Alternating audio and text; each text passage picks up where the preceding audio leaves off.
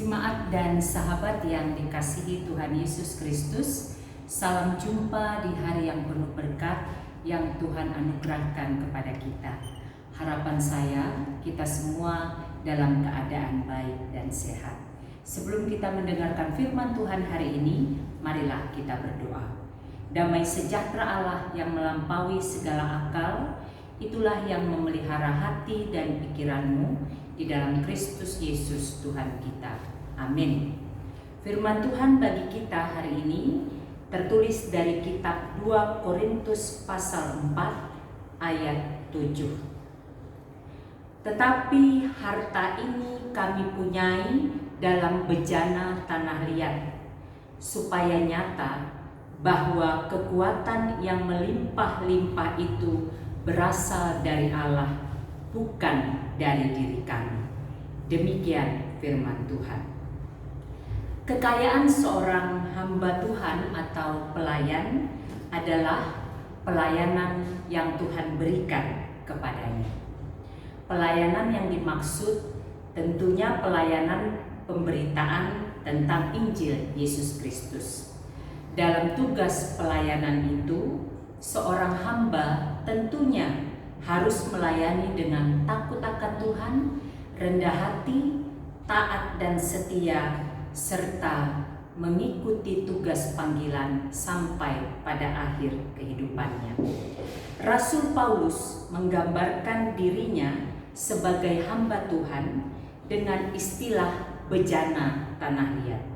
Mengapa Rasul Paulus memakai istilah bejana tanah liat? Tanah liat menggambarkan suatu wadah atau tempat penyimpanan.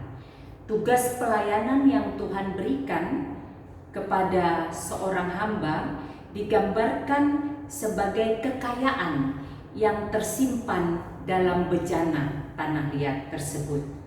Tugas pelayanan yang Tuhan berikan yang merupakan harta berharga bagi kehidupan seorang pelayan diterima dan tersimpan dalam diri Paulus sebagai manusia biasa yang memiliki kekuatan dan kelemahan serta kelebihan dan kekurangan.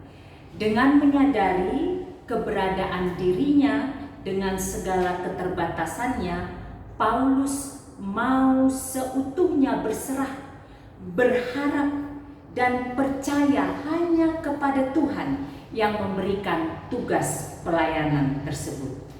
Keterbatasan yang ada pada dirinya menunjukkan betapa dia hanyalah seorang hamba atau pelayan yang tidak bisa melakukan hal-hal yang besar, bahkan tidak bisa melakukan apapun jika bukan Tuhan yang menyertai dan memberkati kehidupannya. Itulah sebabnya Paulus menyatakan bahwa dirinya mau sungguh-sungguh melayani Tuhan agar melalui pelayanannya nama Tuhan dipermuliakan. Apa yang bisa kita pelajari dari renungan hari ini? Pertama, kita menyadari bahwa panggilan sebagai pengikut Kristus, sebagai murid dan sebagai hamba adalah suatu anugerah yang harus kita syukuri. Wujud atau respon dari rasa syukur kita adalah memberikan yang terbaik dari segala apa yang bisa kita berikan dan lakukan kepada Tuhan yang selalu dan selalu setia memberikan yang terbaik kepada kita. Kedua, jika dalam panggilan kita sebagai pengikut Kristus, sebagai murid dan sebagai hamba ada pergumulan yang kita hadapi dan alami, ingatlah, jangan pernah undur dari pelayanan. Jangan pernah undur dari persekutuan orang percaya. Mintalah kekuatan, mintalah hikmat dari Tuhan agar kita bisa menghadapi setiap pergumulan tersebut serta setia dalam tugas panggilan kita yang sudah kita terima dengan penuh sukacita. Ketiga, jika panggilan kita sebagai pengikut Kristus Kristus, sebagai murid dan sebagai hamba, ada hal yang membuat kita tersanjung, yang membuat kita dibanggakan, yang membuat kita dipuji oleh banyak orang. Ingatlah, tetap hidup dalam kerendahan hati. Mintalah hikmat dari Tuhan agar kita dijauhkan dari keegoisan dan kesombongan, agar kita dijauhkan dari keinginan membesarkan diri sendiri. Tetaplah berhati hamba, karena segala hormat, pujian, dan kemuliaan hanya untuk Allah yang memberi kita tugas pelayanan tersebut. Selamat menjadi hamba yang setia sampai pada akhir kehidupan kita, karena hanya kepada hamba yang setialah Tuhan memberikan mahkota kehidupan. Saya akan mempersembahkan sebuah lagu.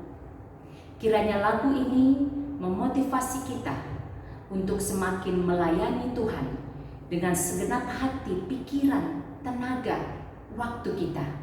Karena kehidupan adalah anugerah yang harus kita sikapi dengan bijaksana.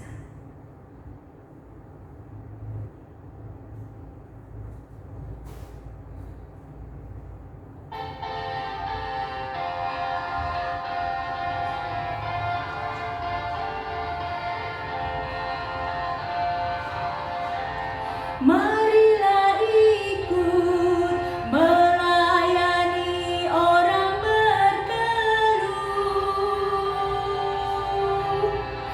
agar iman tetap kuat serta teguh.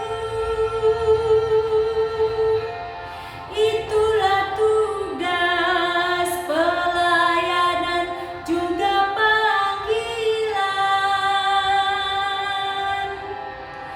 persembahan yang berkenan bagi Tuhan.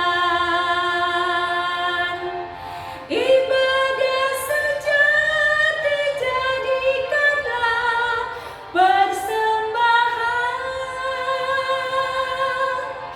Ibadah sejati kasihilah sesamamu. Ibadah sejati yang berkenan bagi Tuhan.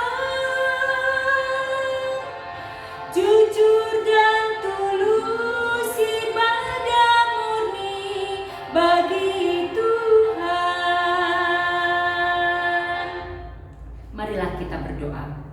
Bapa di surga, kami bersyukur untuk anugerah dan kasih Tuhan yang memberi kami harta yang luar biasa, yaitu kesempatan untuk melayani Tuhan dalam kehidupan kami. Berikan kami kekuatan, berikan kami hikmat, terlebih-lebih berikan kami hati seorang hamba, agar kami setia dalam tugas panggilan yang Engkau berikan kepada kami sampai pada akhirnya, agar melalui kehidupan kami nama Tuhan dipermuliakan.